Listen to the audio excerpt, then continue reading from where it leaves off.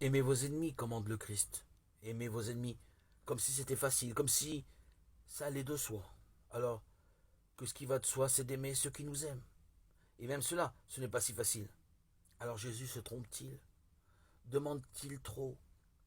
Devons-nous enfin reconnaître enfin que cette histoire de tendre la joue, c'est bien beau, mais qu'il serait temps de cesser d'être naïf et de revenir au monde réel?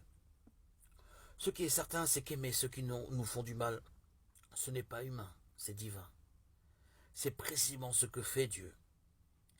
Quand les hommes ne cessent d'aller de péché en péché, de refus de Dieu en refus de Dieu, le Père envoie son Fils réconcilier le monde avec lui.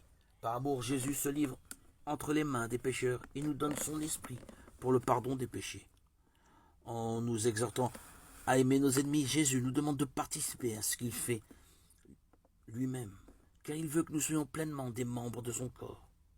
Il nous rend aussi dignes et capables de pardonner, d'être des artisans de paix.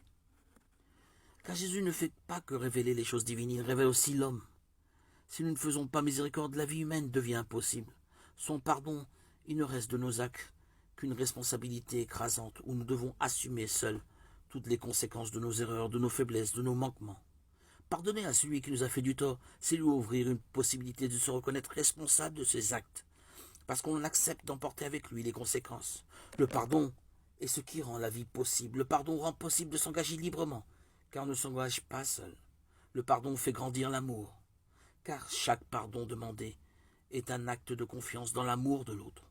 Chaque pardon donné est une affirmation que l'amour est plus grand que nos blessures.